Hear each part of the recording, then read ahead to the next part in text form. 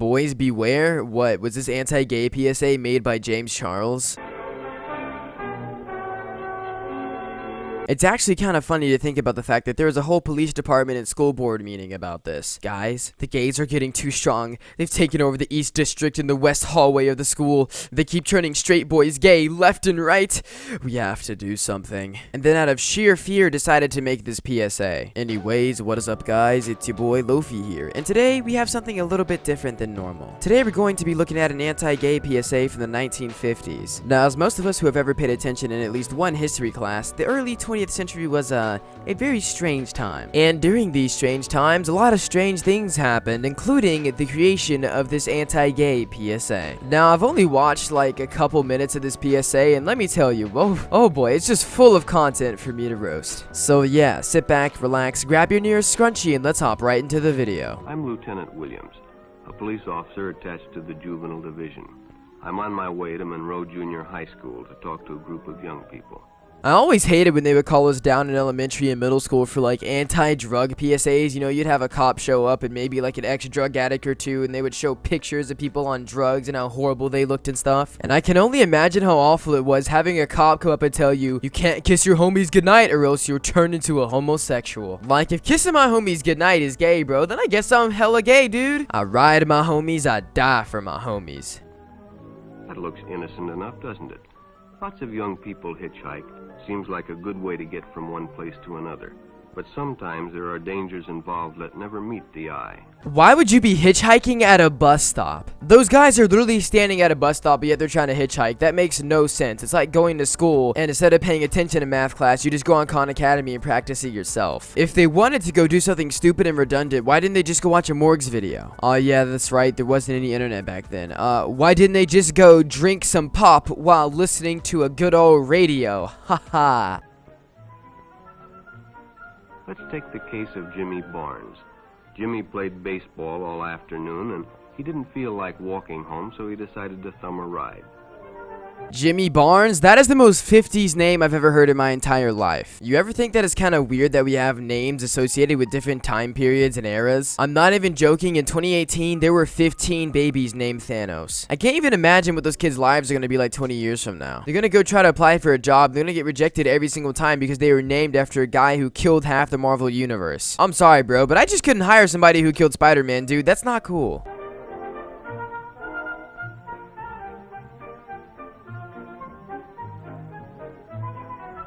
Alright, so Jimmy here just got in this random dude's car because he was too lazy to walk. Now, I bet this kind of like hypocritical coming from, you know, a person in my generation, seeing as we Uber everywhere. But with Uber, there's liability. You're paying the person. Like, that's a job. This dude just got some random guy off the street and was like, yo, give me a ride. And he was like, alright, I'll give you a ride. He'd done it 100 times before, and he didn't think anything was unusual when the driver struck up a friendly conversation. In fact, he seemed like a real nice guy. Why is this kid not wearing a seatbelt? If this guy decides to slam on the brakes for no reason, he's gonna go flying through that windshield faster than a toddler's booger in the wind. He asked Jimmy if he played baseball in the park often. Jimmy told him they practiced 3 times a week and played a rival group on Friday afternoon. The stranger was a good listener, too, and it only seemed minutes before they pulled up in front of Jimmy's house.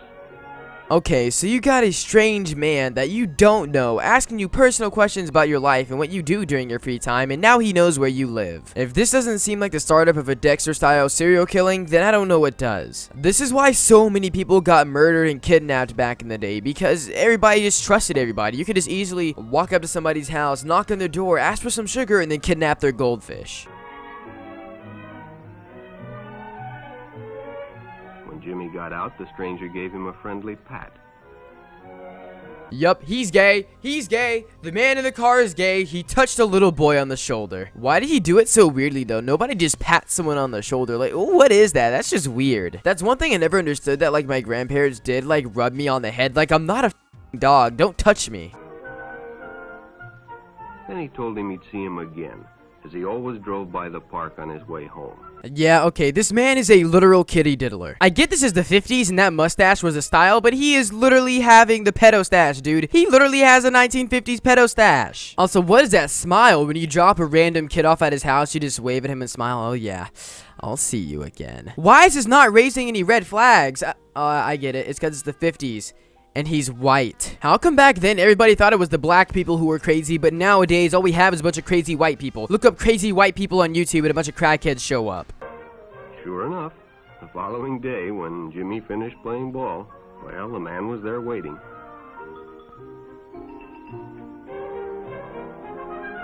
So a random grown man gives you a ride home one time and all of a sudden you're best buds? Why is this every girl with daddy issues ever whenever a guy lends them a pencil in school or holds the door open for them? Oh my god! Oni-chan let me borrow his pencil! He wants to marry me! They stopped at a drive-in and the stranger treated him to a Coke. During their conversation, he told several off-color jokes, but Jimmy had heard others before and, well, it made him feel big to so easily win the confidence of an older person. So this grown man took a little boy to lunch and said, haha, wouldn't it be funny if I licked your balls right now? LMAO. How stupid were these kids back in the 50s, dude? Like, I know kids are stupid now, but like, Jesus Christ, I'm not gonna go get in a stranger's car. Even little 5-year-old me knows that if a grown man's talking about slobbing on my knob, I need to run away.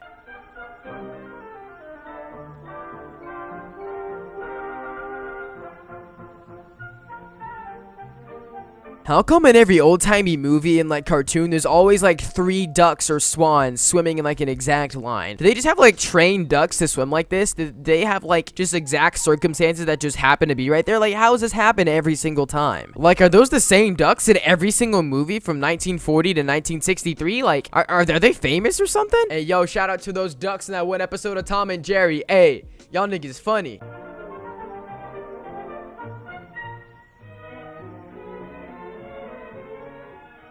Jimmy hadn't enjoyed himself so much in a long time. Why is the narrator trying to make this entire encounter so sexual? Yeah, Jimmy hadn't enjoyed himself in a long time. Like, what? Dude's just eating a sandwich and fishing, bro. Like, what? He's not busting a nut. If you're over here busting nuts to fish, then you got some other problems, dude. Like, I get Ariel from The Little Mermaid was kind of hot, bro, with her starfish titties, but goddamn. Then during lunch, Ralph showed him some pornographic pictures. Jimmy knew he shouldn't be interested, but, well, he was curious. Oh my god, he's literally showing him Little Mermaid hentai, dude. I was just joking earlier, but this man really had the Little Mermaid lewds on deck, bro. Okay, seriously though, who just keeps around pictures of naked chicks just like in their pocket? Does he just mail people wiener pics? Like, is that what they had to do back then? Yeah, bro. I just sent Shelly some nudes. Oh, really? Yeah, I dropped them in the mail yesterday. She'll get them this Friday, bro. Can't wait to see her reaction. What Jimmy didn't know was that Ralph was sick. A sickness that was not visible like smallpox, but no less dangerous and contagious, a sickness of the mind. You see, Ralph was a homosexual. Hold up, so being gay is contagious? Hey, yo, what's up? Yo, I don't know how to tell you this, but, I'm kinda gay, nigga. Oh. Hey, you trying to fuck? Like, because you talk to a gay dude, you turn gay? Yeah, man, I just got off the phone with my art teacher. It turns out he likes the wee-wee in his booty hole. Now I'm gay because I made a necklace in art class. That doesn't even make any sense. How is being gay contagious? By this logic, being black must be contagious too, dude. We're finna take over the world, bro. Gotta make Martin Luther King proud. James Charles? Black. PewDiePie? Black. Michael Jackson? Yeah, guess what? He's black again. He bought presents and even gave him money. But payments were expected in return. You see, Jimmy hadn't recognized Ralph's approach soon enough. Hey, my boy Jimmy over here found a sugar daddy, bro. Leave him alone. Nah, but in all seriousness, though, if a guy ever asks you to go fishing and then you go fishing with him and he shows you some Little Mermaid hentai, just run, bro. First of all, don't go fishing with a random dude. Second of all, don't look at Little Mermaid hentai. I just looked it up because I was bored. You know, I was making a lot of jokes about it, so I was like, LOL, Little Mermaid hentai. It is not good. Finally, Jimmy told his parents, and they reported it to the juvenile authorities. Ralph was arrested, and Jimmy was released on probation in the custody of his parents. Wait, what did the kid do wrong? So you're telling me that little Jimmy's the one who got diddled and he's now out on probation? So he got arrested because a grown man decided to touch his wee-wee. You ever walk in on your brother taking a pee because he didn't lock the bathroom door? Oh, well, guess what? You're gay now. Are you a girl who got born naturally? Well, guess what? That means you're a lesbian because you touched a vagina. Boom! Jail time. But all homosexuals are not passive. Some resort to violence, as in the case of Mike Merrick. Let me guess. All the guys looked over at the dude sitting on the bench and suddenly became gay and they had a giant group orgy. In the heat of competition, no one noticed the man who sat and watched. And when the game broke up and the others left, Mike decided to stay and practice a little longer. That was the fastest game of basketball ever. Those dudes made like 3 goals and said, hey, yo, I'm finna dip, and just dipped. They didn't even talk or anything, bro. They were just like, hey, I'm gone, bro. Screw you. Bye. The stranger joined him. He was friendly and, well, it was better than playing alone. Bro, you should have known something was sus when a grown man in a full-on suit and tie decided to come play basketball with you. Was that just an average thing back then? You had grown men in full $200 suits coming up like, hey, yo, let me shoot some hoops with you in the 93-degree heat. I just find it so hard to believe that none of these kids thought any of that was suspicious. It's like they have no common sense. After a few shots, Mike realized he had already overstayed his time and suggested he better leave.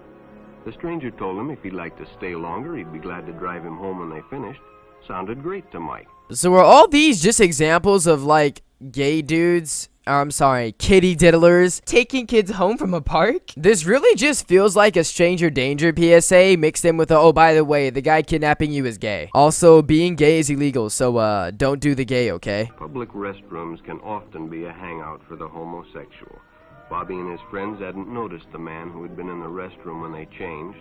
Guys, you're not gonna believe this, okay? This is gonna sound really, really crazy, but I think gay people might also need to poop sometimes. Like, what predator is just gonna sit outside a bathroom and wait for a kid to walk in? Like, everybody uses a bathroom, dude. What, am I gonna go into a Walmart bathroom and next thing I know, James Charles is gonna pop out the stall and say, hi, sisters, are you straight? Oh, you are? Not for long. And as it was late, he suggested they take the shortcut under the pier, but the others preferred to take the more traveled way home.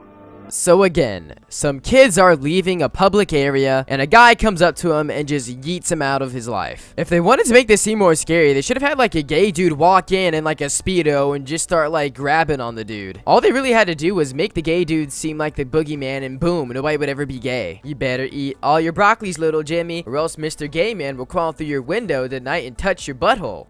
When Bobby recognized the stranger as the man in the restroom, the shortcut under the pier didn't seem like a good idea at all. How come all these guys are in full tuxedos? Did they all just come back from a wedding and be like, you know what? I think I'm gonna diddle some kids today. Nah, but in all seriousness, I really hope you guys enjoyed the video. If you did, smash a fat like on it. If you're new, subscribe. Or not, it's up to you. But I would really appreciate it if you did. I know this is uploaded like super late. I'm sorry about that. I passed out last night because I have not been getting enough sleep. Anyways, you know, this is day 4 of daily uploads, bro. Let's get it. Nah, but seriously, I hope you all had an amazing day. I've been Lofi. Peace, peace.